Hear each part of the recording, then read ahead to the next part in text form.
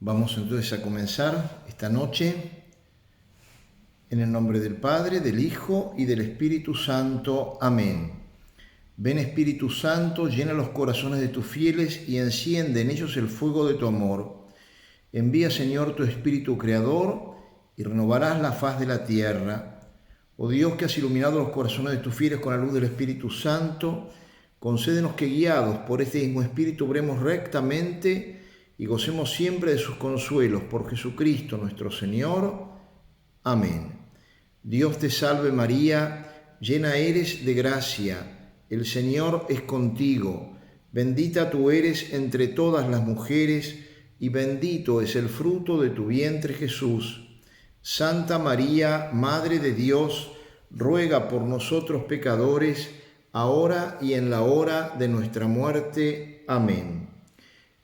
Nuestra Señora del Rosario, ruega por nosotros. San José, ruega por nosotros. En el nombre del Padre, del Hijo y del Espíritu Santo. Amén. Muy bien, buenas noches a todos. Vamos a continuar hoy con este tema que estamos viendo, tan importante, sobre el tema de la liturgia. Yo pensaba, ustedes saben que el lunes pasado cumplí 35 años de sacerdocio y a mí me gusta mucho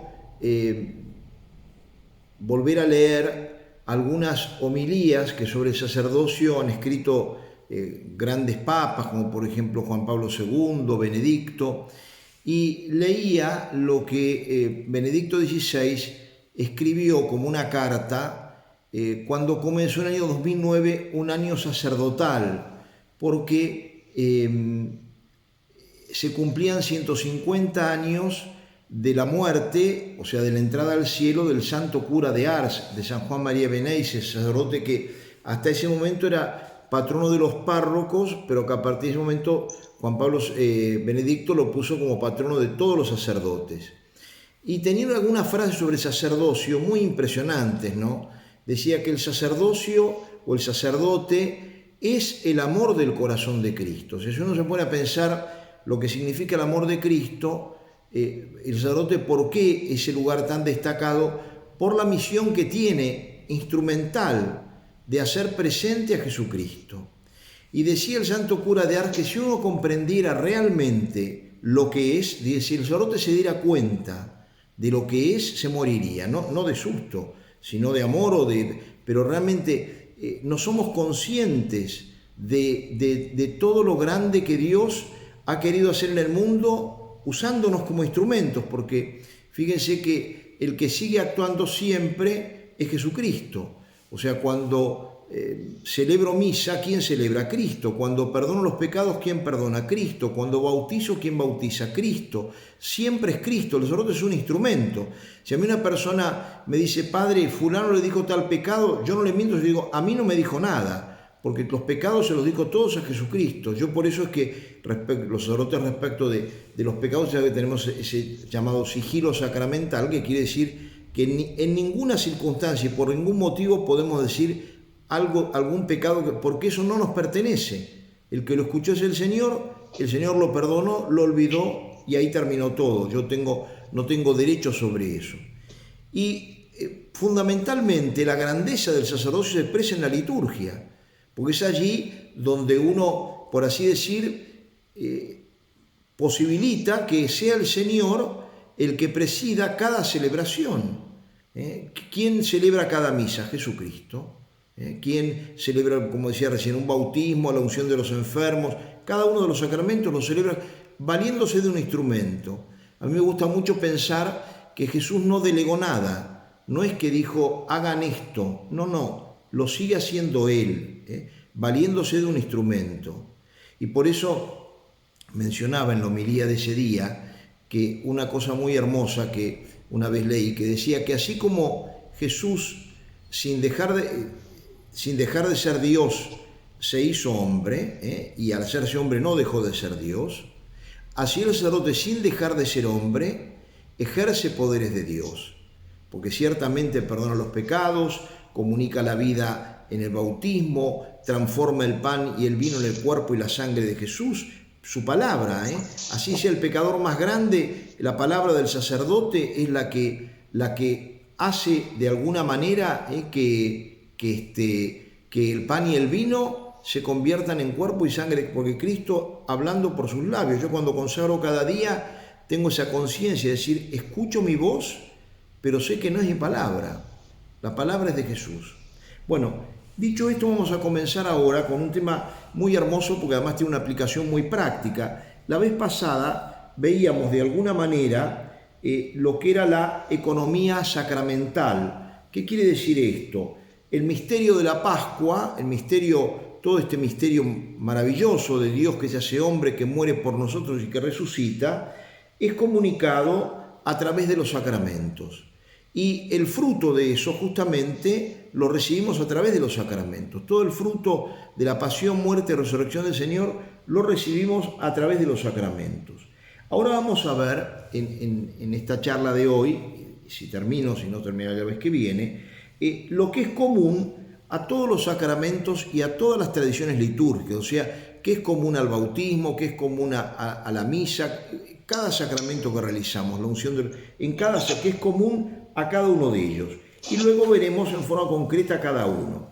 Y por eso, lo primero que nos vamos a preguntar, y lo que pregunta el Catecismo de la Iglesia Católica, que como les digo, lo que voy siguiendo para que ustedes también después, a modo de repaso o para fijarlo, puedan buscar allí.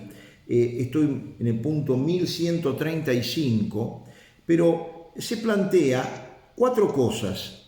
¿Quién celebra los sacramentos? ¿Cómo celebrar? ¿Cuándo celebrar? ¿Y dónde celebrar?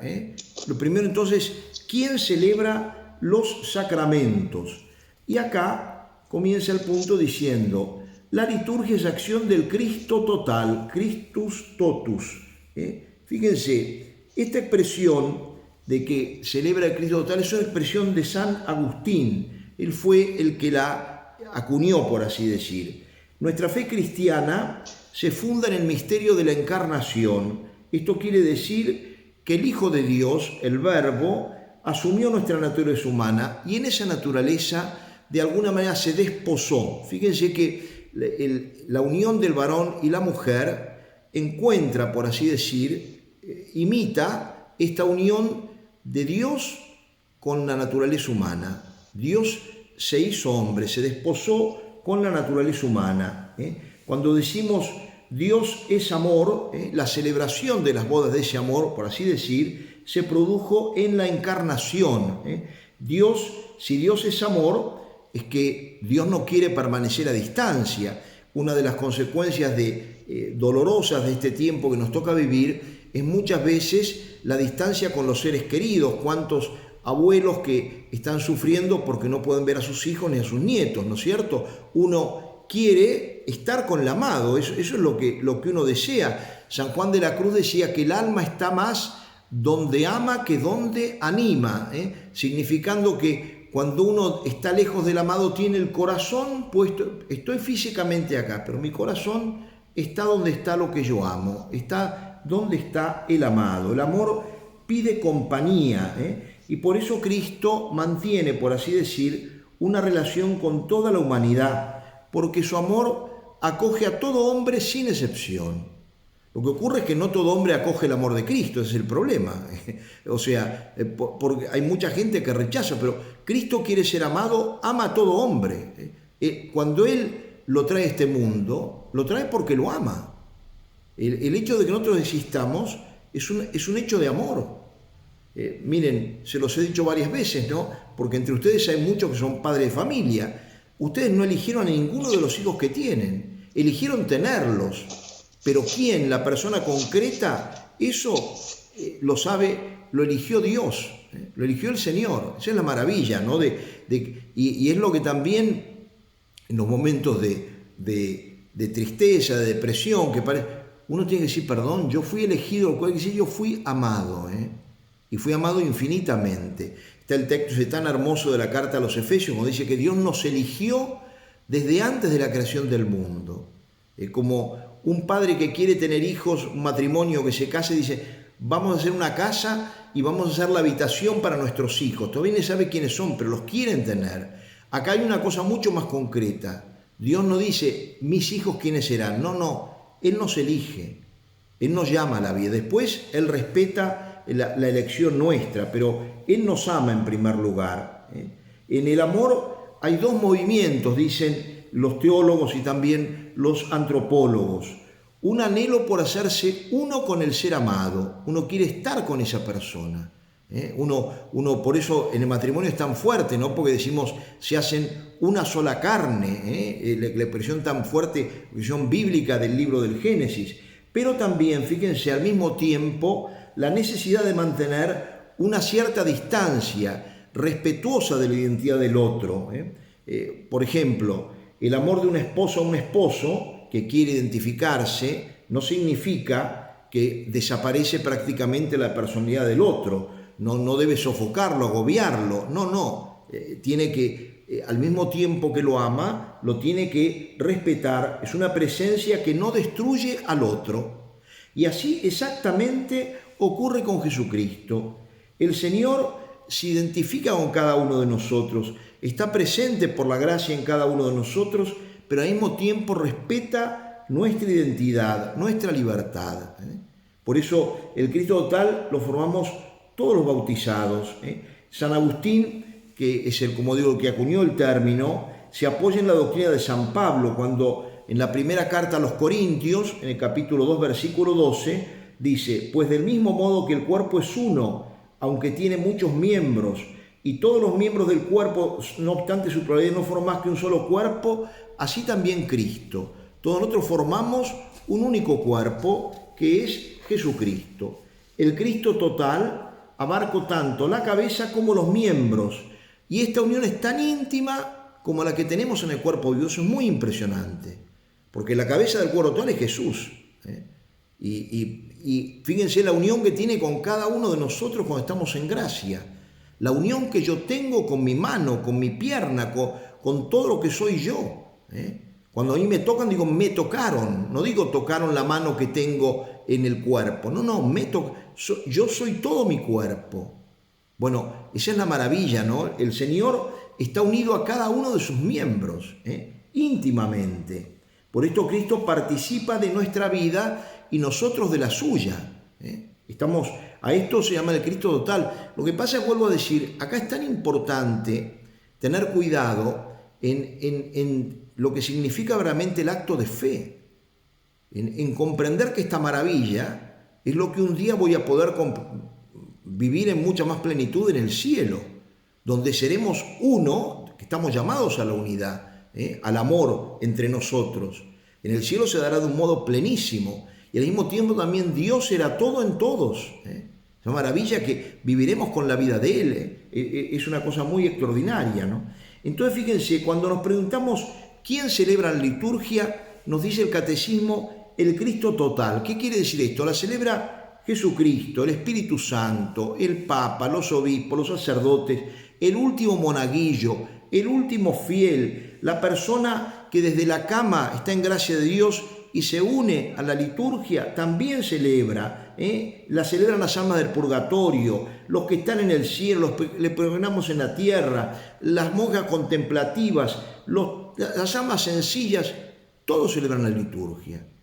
No es algo para algunos privilegiados. No es que el sacerdote celebra únicamente la misa, como que yo voy a asistir a misa, estoy ahí, pero es otro el que actúa. No, yo soy parte de todo sacramento, soy parte. Por eso, frente a la perspectiva, cuánto tenemos que corregir muchas veces nuestra mentalidad. A veces hay gente que encarga una misa y cree que es dueña de la misa, porque la pedí yo, porque quiero dar gracias por un cumpleaños, porque es el aniversario de la muerte de un ser querido, porque... No es así. La liturgia no me pertenece. Y esto también, fíjense, para los sacerdotes. Hoy en día que vemos semejante descalabro, muchas veces curas que inventan la liturgia, verdaderamente es una barbaridad, porque ellos no son los dueños, ni yo soy el dueño. Yo participo de la liturgia, lógicamente en un lugar distinto al que ustedes, pero no dejo de participar de la liturgia. Todos participamos. Vuelvo a decir, el Cristo total. Y por eso también, fíjense, cuando participa el cielo en la liturgia, si bien hay expresiones poéticas, responden siempre a una realidad. Cuando vamos a cantar el santo y decimos nos unimos al coro de los ángeles y de los santos, no estamos diciendo una frase bonita, estamos diciendo una realidad. En ese momento se unen con nosotros el cielo y la tierra. Yo les he mencionado la frase de San Juan Pablo II en esa carta Orientale Lumen que dice: la misa es el cielo en la tierra. Y en la plegaria eucarística primera, después de la consagración, si ustedes ven, el sacerdote en un momento se inclina y pide que el santo ángel, que según la tradición es San Miguel Arcángel, dice: lleve estas ofrendas que son ya el cuerpo y sangre de Cristo más nuestras oraciones hasta el altar del cielo, como decía, hasta la liturgia celeste, hasta la liturgia del cielo, porque entonces una misa, así seamos, la celebro yo solo, a veces me toca, tengo que viajar a una hora y tengo que celebrar solo, y la celebro a veces con poquísima gente. Nunca hay poca gente, porque la misa la celebra todo el cosmos, por así decir, el cielo y la tierra. Y yo les digo también a los que van a misa, ¿no? Muchas veces, ya voy a hablar un poquitito de esto, cuando uno proclama la palabra de Dios, por ejemplo, los que van a leer, tienen que pensar que no únicamente estoy leyendo para los 4 que están ahí, estoy proclamando la palabra de Dios en la liturgia del cielo y estoy dando mi voz a Dios. Ya voy a hablar en un momento de todo esto. También a veces, como sucede en Europa, mucho más que acá, todavía más allá que acá en Argentina comienza a verse, pero que uno va a veces a misa y hay tan pocos jóvenes, ¿no? Bueno, si bien lógicamente que uno desea que haya más jóvenes, también es todo un signo importante el hecho de que haya gente grande. Porque, ¿qué quiere decir? Que la fe no es fruto de un momento de entusiasmo. Es una fe probada, Cuando veo esas personas de 90 años, digo, qué maravilla, cómo ha perdurado la fe. Y que si esa persona a los 20 años de pronto estaba lejos y después Dios le dio la oportunidad de acercarse, de comprender el valor de las cosas.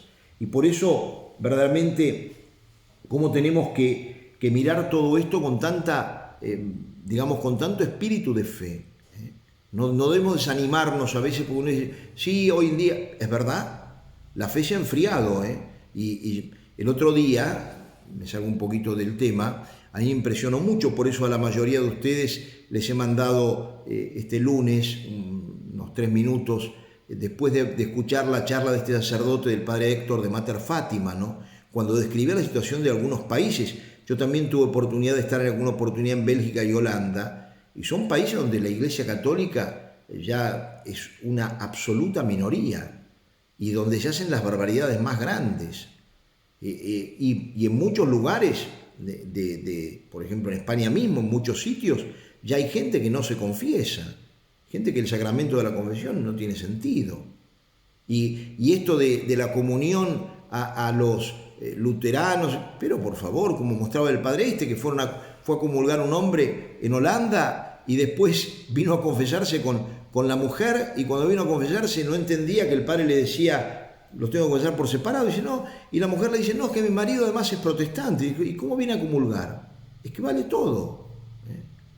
Es decir, no hay conciencia muchas veces de la gravedad del momento. Vuelvo a decir, ¿cuánto tenemos que tomar? Y tenemos que tener mucho cuidado nosotros. ¿Por qué? Porque nosotros somos como fumadores pasivos. Este ambiente, que es un ambiente en general muy mundano, se nos puede meter. Y uno ve gente muy buena, y que de pronto aflojó en la práctica de la fe. Y que de pronto ya no reza tanto.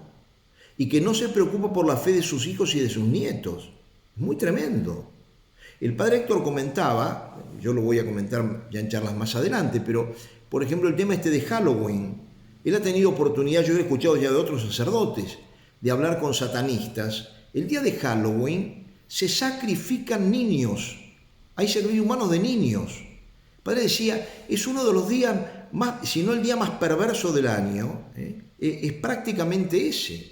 Bueno, hay parroquias y colegios católicos que celebran Halloween, como mirando, bueno, es una cosa de chicos, no hay que tomarlo tan en serio.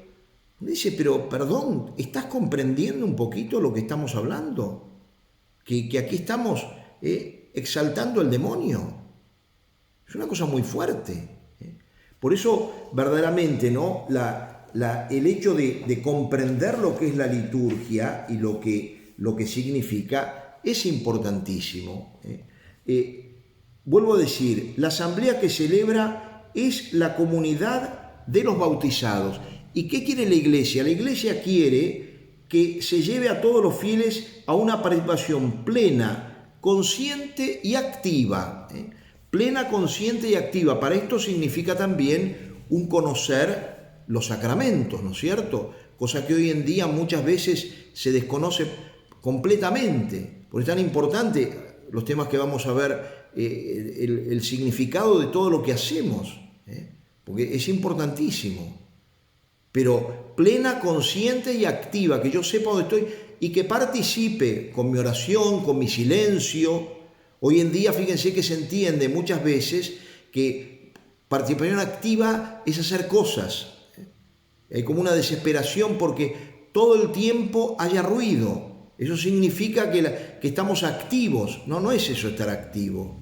El momento que yo tengo que hacer silencio justamente para escuchar adentro mío la voz de Dios. No puede ser que después de la comunión no haya un momento de silencio para el Señor. Está muy bien un canto piadoso que me permita orar, pero a veces hay cantos que nada que ver con oración. Entonces, la Iglesia nos pide eso. Todos los miembros, señala, no tienen la misma función. Algunos son llamados por Dios en y por la Iglesia a un servicio especial de la comunidad, que es el caso nuestro. En la carta a los Hebreos dice que el sacerdote ha sido tomado de entre los hombres y puesto al servicio de los hombres en las cosas que se refieren a Dios. O sea, yo primero no elegí yo donde estoy, me eligió Dios. Respondí sí con libertad. Pero además, ¿para qué me llamó Dios? Para ponerme al servicio de los hombres en las cosas que se refieren a Dios. En este caso, para, digamos, de alguna manera ser el instrumento a través del cual ustedes entran en contacto con Jesucristo. Cuando estoy en misa, los fieles que están en la misa que yo estoy celebrando, me ven a mí, ahí está, por eso los ornamentos que llevo. Cuando se confiesan, ¿quién los atiende? Jesucristo, es el mismo Cristo. Bueno, entonces, frente a esto es tan importante, digamos, el tener esa conciencia clara de lo que estamos celebrando. El catecismo también pone imágenes muy hermosas de la liturgia del cielo, donde se ve el trono del Padre, al Hijo como cordero degollado, que es la expresión muy hermosa, ¿no? Porque cuando Juan Bautista señala a Jesús, que es la expresión que usamos todavía para invitar a la comunión, este es el Cordero de Dios que quita el pecado del mundo, y luego se agrega una frase del Apocalipsis, dichosos los invitados a la cena del Cordero. Acá, lamentablemente en Argentina han traducido del Señor, porque la cena es del Cordero, que son las bodas del Cordero, tiene un sentido, la palabra Señor, por supuesto, es una palabra que se apropia totalmente a Jesucristo, pero en la comunión, en todos los siglos, se decía, feliz invitado a las cenas del Cordero, Chenan Añi, y actualmente han traducido el Señor, pero esto puede parecer un tecnicismo, pero no lo es. Entonces, vuelvo a decir, es el Cordero degollado que está en el trono.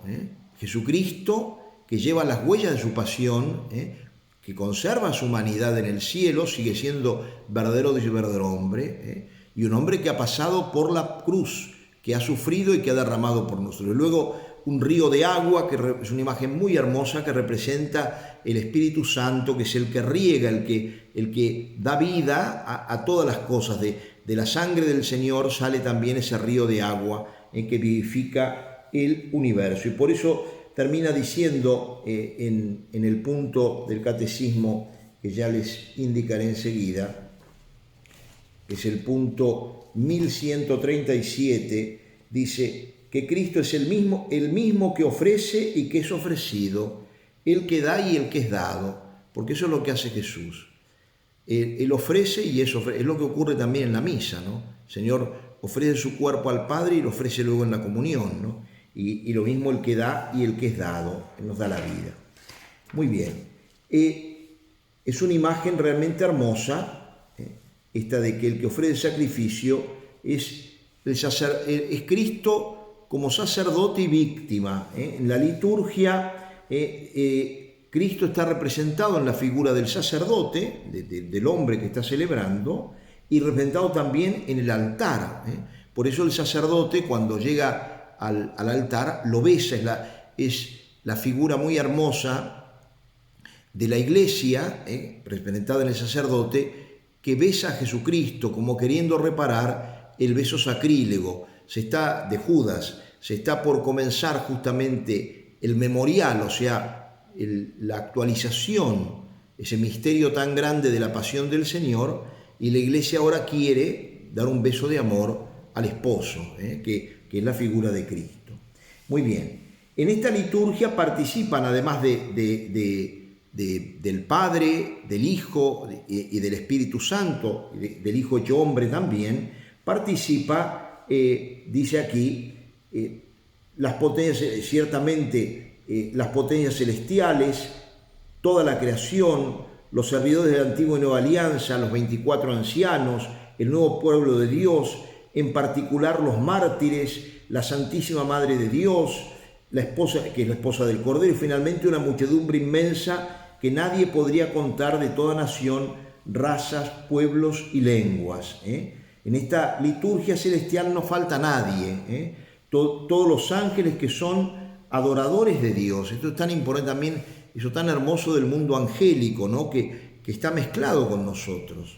El otro día miramos la figura del ángel guardián, la figura de los grandes arcángeles, pero en la misa cantan con nosotros, ellos participan, llevan nuestras oraciones al trono de Dios, como se dice hermosamente. En el canon de la misa que les decía, que esta ofrenda sea llevada al altar de Sion por mano de tu santo ángel. La existencia de los ángeles es un dogma de fe de la Iglesia. También los 24 ancianos del Apocalipsis, que representarían los 12, digamos, los hijos de Jacob, las 12 tribus de Israel y los 12 apóstoles. Bueno, y ese es el Cristo total que celebra. Vamos ahora a mirar cómo celebrar signos y símbolos. Dice el Catecismo, una celebración sacramental está tejida de signos y de símbolos. Según la pedagogía divina de la salvación, su significación tiene su raíz en la obra de la creación, en la obra de la creación y en la cultura humana. Se perfilan los acontecimientos de la antigua alianza y se revela en plenitud en la persona y la obra de Cristo. Signos del mundo de los hombres. En la vida humana, signos y símbolos ocupan un lugar importante. El hombre, siendo un ser a la vez corporal y espiritual, expresa y percibe las realidades espirituales a través de signos y símbolos materiales. O sea, fíjense, se afirma en primer lugar, como punto de partida, que los signos y los símbolos tienen una doble razón de ser.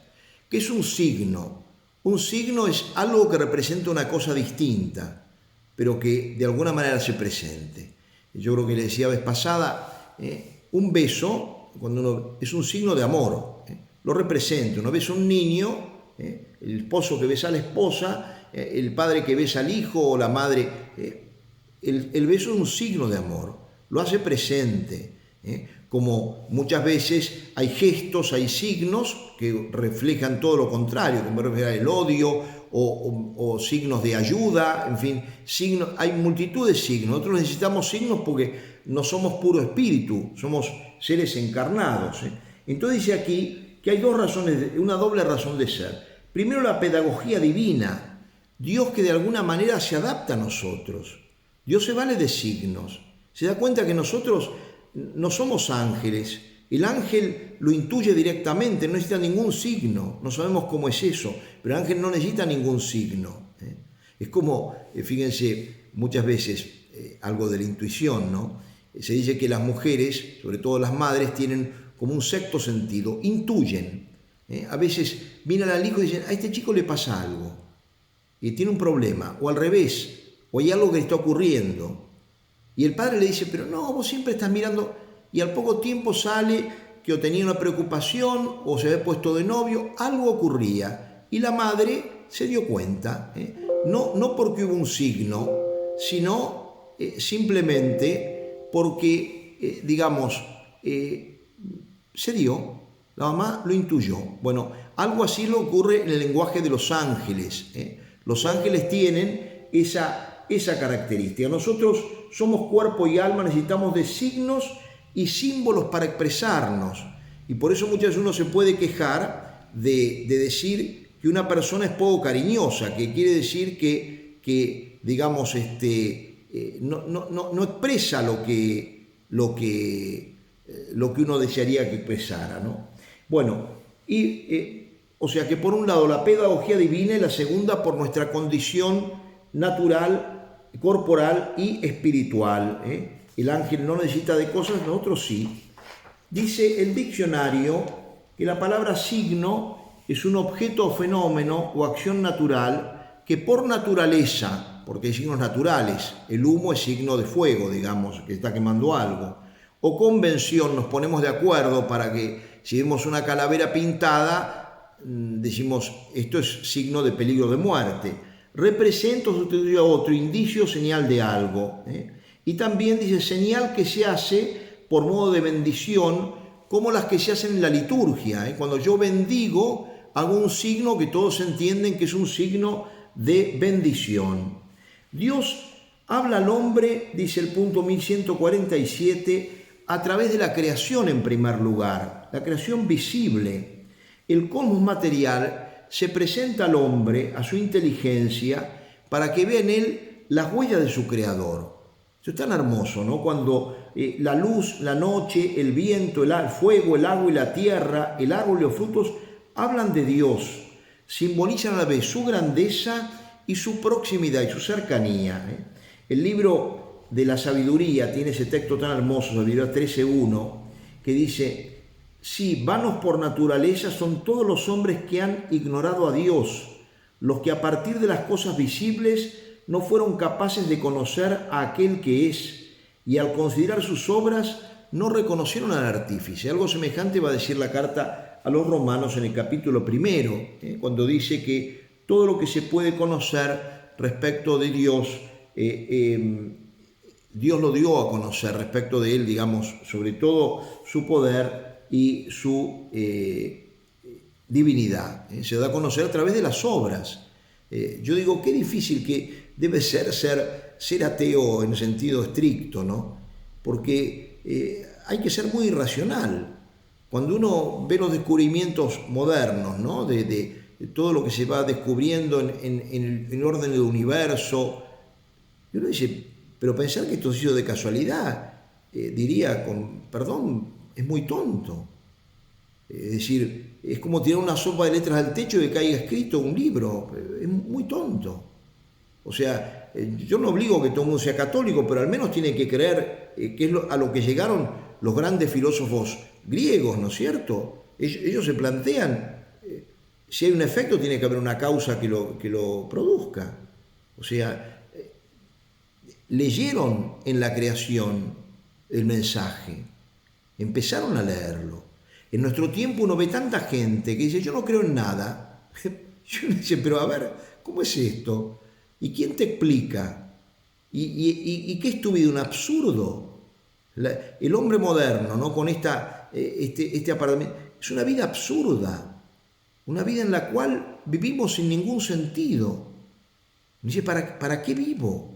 Bueno, ese es el drama que se tiene, ¿no? Por eso el suicidio, la eutanasia, el vivir la vida como si fuera simplemente, bueno, estoy acá, me tocó este tiempo de existencia y después vuelvo a la nada. Es muy irracional todo eso, ¿no? Sobre todo cuando uno ve que yo no aceptaría que me digan que un reloj se hizo solo y acepto cosas mucho más complejas como puede ser un animal, además lo que necesita ser animalito para reproducirse, para mantenerse en vida, para los estudios maravillosos que se hacen sobre la naturaleza y sobre la misma, el macrocosmos, el microcosmos. Bueno, verdaderamente, ¿no? Dios se deja ver por medio de nosotros, y todo eso manifiesta su grandeza y su cercanía, porque también me prepara las pequeñas cosas, desde las frutas que me vienen, el panal de miel, en fin, tantísimas cosas que el Señor me está brindando día a día, que yo las veo todos los días, el calor del sol, la lluvia, todos los detalles que tiene el Señor para con nosotros, dan testimonio de Dios. Por eso dice el Catecismo: en cuanto a criaturas, estas realidades sensibles que vemos pueden llegar a ser lugar de expresión de la acción de Dios que santifica a los hombres y de la acción de los hombres que rinden su culto a Dios. Y agrega: lo mismo sucede con los signos y símbolos de la vida social de los hombres. Lavar y ungir, partir el pan y compartir la copa pueden expresar la presencia santificante de Dios y la gratitud del hombre hacia su Creador. O sea, puede haber como dos tendencias a través de un mismo signo. Cuando yo veo el pan, puedo mirarlo como signo del Dios que me alimenta, pero también lo puedo mirar a este signo como signo mío, del trabajo mío que yo le ofrezco al Creador. Es el deseo, la tendencia, digamos, ascendente, nuestro deseo de expresarnos ante Dios, lo hacemos a través de símbolos, y descendente, el deseo también de Dios que quiere llegar a nosotros, y se vale también de símbolos. El Antiguo Testamento está lleno de símbolos. El agua, por ejemplo, para todas las culturas siempre tiene un simbolismo claro, es signo de vida y de limpieza. El hombre que intenta llegar a Dios se sirve del agua como símbolo, pero Dios también se sirve del agua como signo de la gracia, con la cual Él nos vivifica. Estos signos, fíjense, también están en otras religiones, no únicamente en la católica, en las grandes religiones de la antigüedad. Pero cuidado, no todos los signos que tienen son positivos, por eso la Iglesia asume algunos y otros los deja. Por ejemplo, el día de Navidad es el día que en la antigüedad se celebraba el día del sol naciente, solsticio de invierno, allí cuando el sol comienza a crecer. Bueno, la Iglesia tomó ese día también como día del nacimiento de Cristo, el día pero digamos, porque se podía asumir, pero hay cosas en las culturas y en las religiones paganas que son inasumibles, que son perversas y que no son inculturables, por así decir, ¿no? Entonces, el pueblo elegido también tiene un lenguaje con el cual Dios se comunica, y vemos cómo el Señor asume en su predicación muchos signos. Uno ve en las parábolas, en los milagros, cuando Jesús cura, por ejemplo, a algunos ciegos, ahí les hizo barro con la saliva, se lo puso en los ojos, lo mandó lavarse. No lo hizo para hacerle más complicada la cosa, porque en algunos casos bastaba una palabra, sino quiso expresar a través de eso. Yo recuerdo una homilía muy hermosa del padre Castellani, justamente, sobre cuando el Señor devuelve la vista a un ciego, valiéndose de estos signos, ¿no? Un sordomudo que le pone también los dedos en las orejas, bueno, y se va expresando, y esas palabras a veces ha tomado el bautismo. Por ejemplo, en el bautismo, que ustedes con tanta frecuencia participan, se fijan, ya cuando el chiquito está bautizado, uno de los signos últimos que el sacerdote debe hacer es tocar las orejitas y pedir que se abran, y es una palabra aramea que quiere decir efetá, que quiere decir ábrete. Y lo que pide el sacerdote, que es Jesucristo en realidad cuando bautiza, es que los oídos del niño y la boca del niño se abran a la fe, que con sus labios pueda el día de mañana confesar a Dios y con sus oídos entender la palabra de Dios. Pues es por eso el valor de todos esos signos, ¿no? Entonces, los signos, cada uno de los signos es tan importante entenderlo, porque si no es como mirar una cosa que me puede parecer hermosa o no, pero no entender el sentido que tiene. Y hoy en día, lamentablemente, donde en la Iglesia ha entrado un sentido muy utilitario, muchas veces uno ve que hay sacerdotes que no hacen cosas, porque ¿para qué las voy a hacer? Ya está, hice lo principal, y dejo lo otro. No se entiende que primero, Él no es dueño de la liturgia, voy a decir, la liturgia es de Cristo total. Y en segundo lugar, que cada cosa tiene su sentido, que no hay una cosa de más, que todo lo que se hace, verdaderamente hay que hacerlo. Yo no puedo arbitrariamente suspender una parte de la misa porque se me hizo tarde o porque entiendo, bueno, esto lo doy como parte, como si a mí se me antoja decir, yo con esto entiendo que ya está hecha toda la palabra de Dios. Eso es una barbaridad, es una barbaridad. Eso es manipular la misa. Y manipular la liturgia, no hay derecho a hacer ese tipo de cosas. Que uno diga, a mí mucha gente a veces me queja de sacerdotes que hacen cosas que uno dice, no tienen derecho. Están jugando con una cosa sagrada. Fíjense, el Catecismo en el punto 1153 dice, toda celebración sacramental es un encuentro de los hijos de Dios con su Padre en Cristo y en el Espíritu Santo. Esto también nos tiene que hacer pensar mucho. Toda celebración es en primer lugar un encuentro, como dice aquí, del Padre en Cristo, con su Padre en Cristo y en el Espíritu Santo. Y este encuentro se expresa como un diálogo a través de acciones y de palabras. También se ha perdido muchísimo. Uno mira lo que es la liturgia a veces, cómo participan de la liturgia en los casamientos. Mucha gente va al casamiento como un espectador. Fui al casamiento de fulano. Perdón, ¿vos sos católico? ¿Vos estás participando? O a veces hay un bautismo, yo lo he notado, ¿no? Estoy haciendo un bautismo, por ejemplo, antes de la misa, y viene gente y se pone a mirar para otro lado, como diciendo, este bautismo conmigo no tiene nada que ver. ¿Perdón? ¿Cómo no tiene nada que ver? Es tu familia, están haciendo un hermano tuyo. Tiene que ver, y tu oración tiene que estar. Tenemos que entender que ahí nos tenemos que encontrar con Cristo. Esta afirmación nos tiene que hacer pensar mucho. El funeral se mira como una cosa de la familia, una misa de funeral. Es la misa de ellos, ¿sí? No me toca a mí. ¿Cómo no te toca? Es un encuentro, vuelvo a decir, mucho más profundo. Hacemos a veces de lo accidental lo esencial y se deforman las cosas. Si el sacramento no es un encuentro con Jesucristo, termina siendo muchas veces un rito social. La gente que va a misa a veces para encontrarse no con Cristo, sino con los amigos. A la salida de misa nos encontramos en la misa y después vamos a tomar algo. ¿Te encontraste en la misa con Jesucristo? Después con tu amigo te encontraste. Pero valoraste más eso por ahí que de repente lo que... y fíjense, este encuentro se expresa como un diálogo a través de acciones y de palabras. El diálogo es en dos direcciones, no es un monólogo. Monólogo es cuando mono quiere decir uno, logo palabra, la palabra de uno. Diálogo es palabra entre dos. O sea, para que haya diálogo, yo en este momento no estoy dialogando, estoy monologando.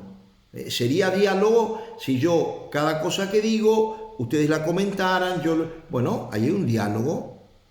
La liturgia no es un diálogo, no es un monólogo, es un diálogo. No vamos a oír misa, vamos a participar la misa, vamos a celebrar en la misa, cada uno en su sitio. No celebra, tampoco hacer las barbaridades que hay hoy día, que hay sacerdotes que hacen que la gente repita las palabras que son propias de Jesucristo, las hace repetir a la comunidad. No, eso lo tiene que decir él solo. Pero todos los que van celebran con el sacerdote, de un modo distinto. No es que están concelebrando como entendemos la concelebración de los sacerdotes. Ahora, por eso es preciso que primero que haya un diálogo, que haya silencios, que haya palabras que se entiendan, que nos comuniquemos verdaderamente. Jesús hizo signos, pero acompañados de palabras. Las palabras también tienen valor, porque también hoy en día nos encontramos con medidas en que todo es simbólico. Un ofertorio en el cual traen la guitarra como signo de el mate como signo de compartir, la guitarra para alegría, los juguetes para los niños. Y uno dice, perdón, cuidado con eso, porque que no te haga olvidar lo principal. A veces lo más llamativo, yo he visto misas que a veces lo más llamativo y que duró como 10 minutos fue la presentación de ofrendas, que no es lo fundamental. Y en cambio en la consagración pasó a segundo plano y la acción de gracia fueron 2 minutos, si es que los hubo. Entonces, en eso hay que tener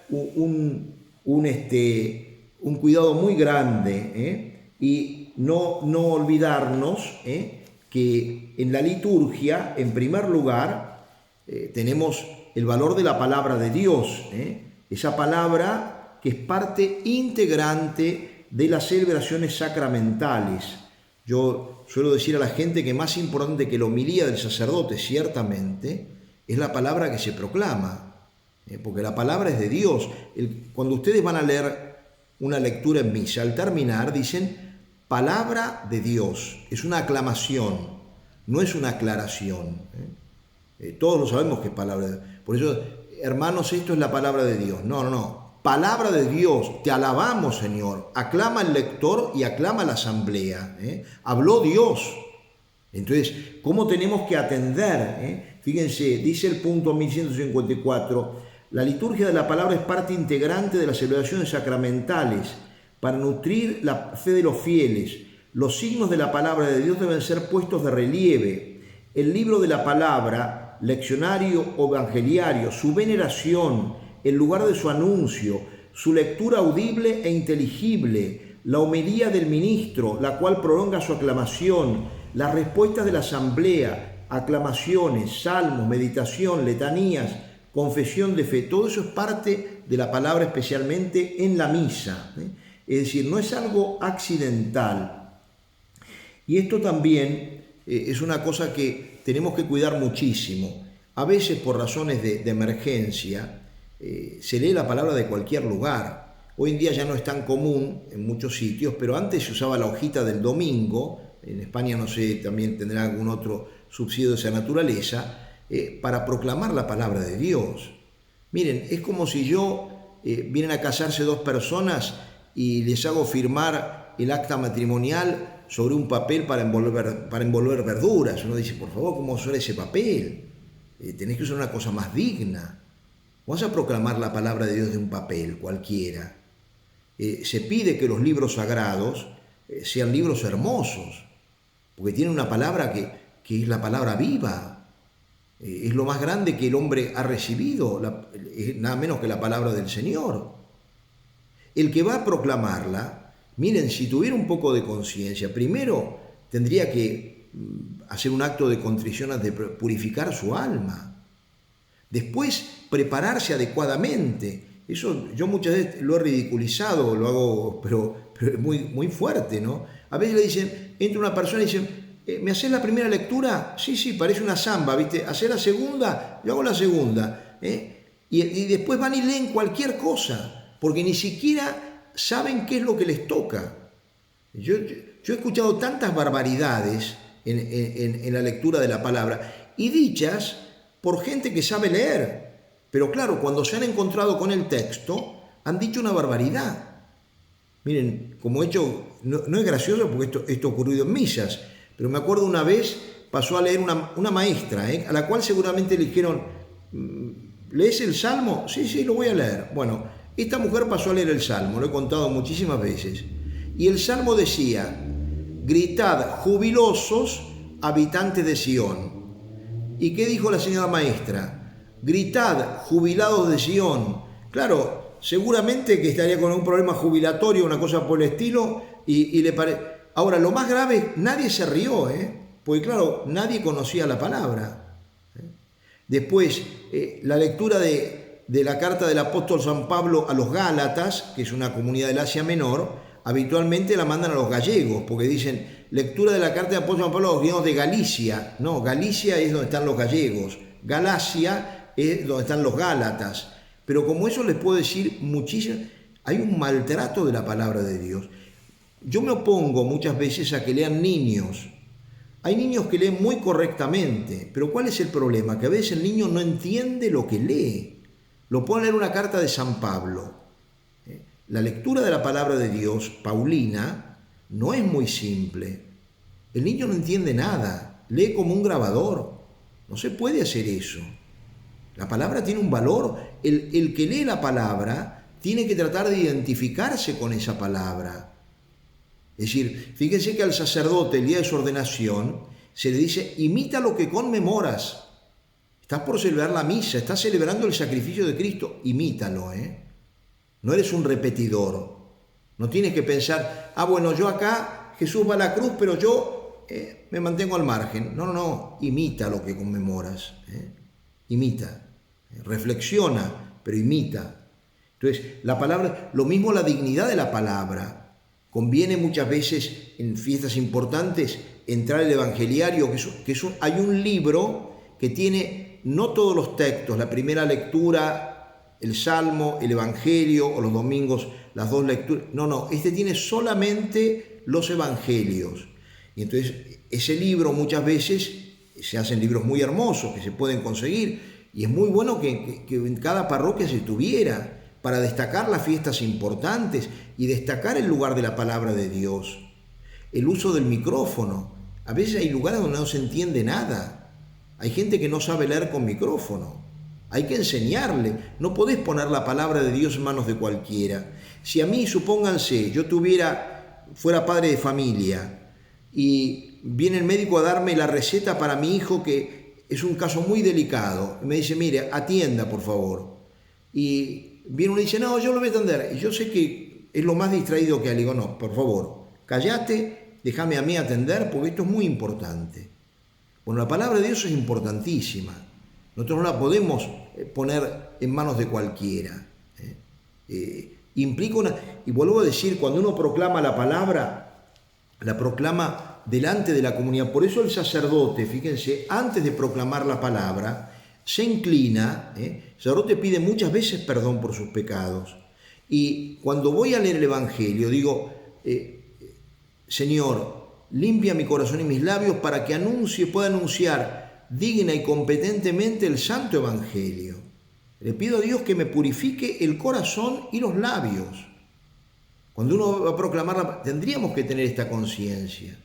Lo mismo, cuando el sacerdote termina de leer el Evangelio, besa el libro, besa el texto, porque es una palabra viva, la palabra del Señor, esa palabra de la cual Pablo dijo, Señor, a quien hemos solo tú tienes palabras de vida eterna. Por eso también los signos, muchas veces ponían los acólitos con velas a los costados mientras se proclamaba la palabra. ¿Por qué? Porque dice la Escritura, lámpara es tu palabra para mis pasos, luz en mi sendero. Todos esos signos tienen un gran valor. Nosotros ya lo iremos viendo, pero hoy en día que tenemos luz eléctrica, ¿por qué ponemos velas? No es por adorno. Todo la liturgia tiene un sentido, pero pues yo no lo entiendo. Es lo del eunuco que iba leyendo a Isaías y no entendía nada. Y cuando Felipe le dice, ¿entiendes lo que lees? Y él dice, ¿cómo voy a entender? Nadie me explica. Bueno, uno tiene que conocer estas cosas que son verdaderamente una maravilla. Esta palabra está puesta para iluminar mi oscuridad. Lo mismo el incienso, cuando se inciensa la palabra de Dios, nos sugiere la presencia de Él. Y por eso ese incienso que regalan los Reyes Magos al niño Jesús, y justamente Él es esa palabra. Así como los magos de alguna manera incensaron, le llevaron oro, incienso y mirra. Se dice oro en cuanto rey, incienso en cuanto Dios, y mirra, que es una sustancia que es para la corrupción de los cuerpos, en cuanto hombre. El lugar del anuncio, ¿dónde corresponde? Cuando se puede, lógicamente que en una capilla a veces no tenemos, pero el lugar que corresponde es el ambón.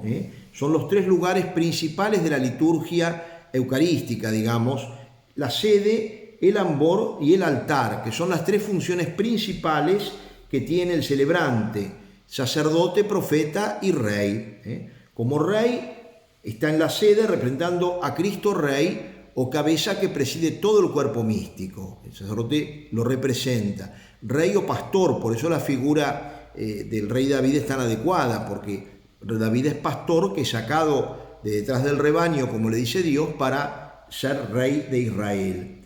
Como profeta, en el ambón es la proclamación de la palabra de Dios. Profeta no es únicamente el que anuncia cosas futuras, sino el que anuncia la verdad. Es el don de profecía que todos recibimos en el bautismo, los sacerdotes y ustedes. Y finalmente, como sacerdote, desde el altar, donde se ofrece el sacrificio. En el ambón también normalmente se explica la palabra, donde, salvo cuando por razones a veces de yo que a veces utilizo algún papel y si el ambón es pequeño, prefiero predicar desde el altar para poder apoyar las cosas. Pero si no, el lugar de la predicación es el ambón, y la lectura tiene que ser audible e inteligible, o sea, que se pueda escuchar y que se pueda entender. La homilía del sacerdote prolonga su proclamación, o sea, la homilía normalmente tiene que referirse a la palabra que se ha proclamado, al menos en algún sentido, para que esa palabra pueda iluminar, y las respuestas de la asamblea también tienen que ver con eso. La palabra y la acción litúrgica son indisociables en cuanto signo y enseñanza, o sea, actúa el Espíritu Santo en ambos casos, y por eso es tan importante disponernos para escuchar la palabra. Señor, que tu palabra penetre en mí. Es muy impresionante pensar cuando uno está en la celebración litúrgica, esa palabra cobra valor de novedad. Es como si por primera vez se proclamara. Y yo estoy allí escuchándola. Así que la lea hacia mi hijo, yo estoy escuchando. Es la palabra de Dios. Habló el Señor. Por eso vuelvo a decir la importancia de las aclamaciones, la importancia de proclamarla bien, de dar un tiempo para su reflexión, porque es una palabra que tiene valor de vida eterna.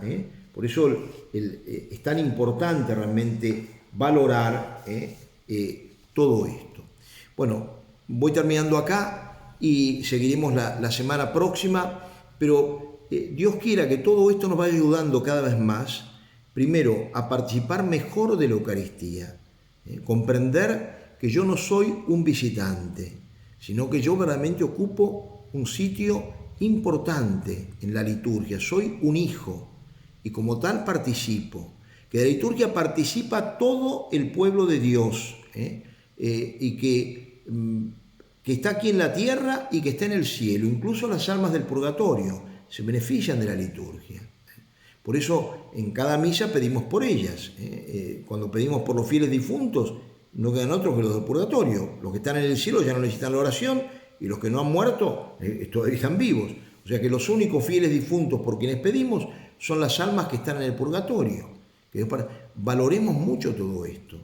Pidámosle al Señor realmente que nos ayude a profundizar más en su palabra, porque esa es una palabra realmente que hace tanto bien en nuestra época, ¿no? Que fíjense que estamos viviendo momentos muy difíciles. A mí me impresiona mucho, en estos días me he encontrado con algunas personas que están pasando momentos duros y es como que están muy agobiados, porque claro, el ambiente no ayuda a nada, la gente está muy preocupada y la gente buena, y que me habla y dice, padre, yo a veces pienso si no mejor que Dios me lleve, y yo digo, qué tremendo, ¿no? Y uno en cambio cuando uno se alimenta de la palabra, y uno encuentra tanto consuelo, uno se da cuenta que no está solo, que ese Dios me habla, que ese Dios tiene para mí una palabra de luz, una palabra, porque todos tenemos dificultades y problemas, y cuánto necesitamos escuchar al Señor. Hoy, por ejemplo, en la misa, ¿no?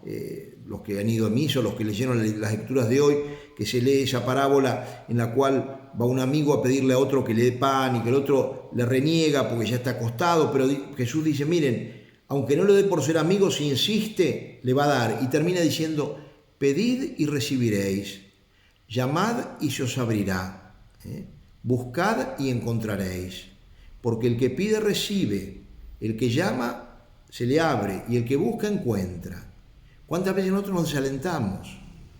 No pedimos y dice el Señor, ¿quién de ustedes viene el hijo y le pide un pedazo de pan, le va a dar una piedra? Si le pide un huevo, le va a dar un escorpión. Y si ustedes dicen que tienen cosas malas, dan cosas buenas a sus hijos, ¿cuánto más el Padre del cielo? Si supiéramos cuánto nos ama Dios, ¿cómo nos cambiaría la vida? Por eso es tan importante entender que estas cosas no son como estoy aprendiendo un rito, no, esto es vida, y esto es vida verdadera. Yo cuando voy a misa voy a algo vivo, estoy participando de algo, en lo cual actúa, es impresionante, ¿no? El cielo y la tierra, y me tiene que llenar de alegría, yo estoy ahí, y cuánto más si comulgo. uno tendría que seguir misa saltando en una pata. He comulgado. Hoy el Señor está dentro mío, me ha visitado, está conmigo, me lo llevo a casa. ¡Qué alegría! Nos falta mucha contemplación de todo esto, ¿no? Y todos tenemos que poner nuestro empeño y nuestro esfuerzo. Porque vuelvo a decir, así como hay cosas duras en la vida, hay cosas tan hermosas. Pero si no las apreciamos, es como cuando a un niño a veces le hacen un regalo y está enojado. Y uno dice, pero mira lo que te han regalado. No te das cuenta y el chico no quiere ni mirar. Cuando mira, uy, y ahí se le acabó todo el enojo. Pero hasta ese momento no miraba. No tenemos que aprender a mirar. Pedirle al Señor, Señor, como dijo Bartimeo, Señor, que vea qué maravilla, cuánto me amas, todo lo que me das. Bueno, si Dios quiere, nos vemos la semana entrante. Que Dios los bendiga, que tengan una muy buena semana y un muy buen fin de semana también, que especialmente puedan disfrutar de la liturgia de la misa y de ese encuentro con el Señor en la Eucaristía. Y les doy la bendición, que la bendición de Dios Todopoderoso, Padre, Hijo y Espíritu Santo, descienda sobre vosotros y permanezca para siempre. Amén. Podemos quedar en paz. Demos gracias a Dios. Muy bien. Un saludo para todos. Guillermo, María Teresa, Eduardo, Silvia, Cintia, Nati, familia de Rita, con los chicos. Muy bien. Fabián. Adiós, Graciela, Miguel. Marta, ahí la veo también. Suni, también. Graciela. Hasta luego, Guillermo. Hasta luego. Adiós, Maricel. Hasta prontito. Nos estamos viendo. Hasta luego. Si Dios quiere.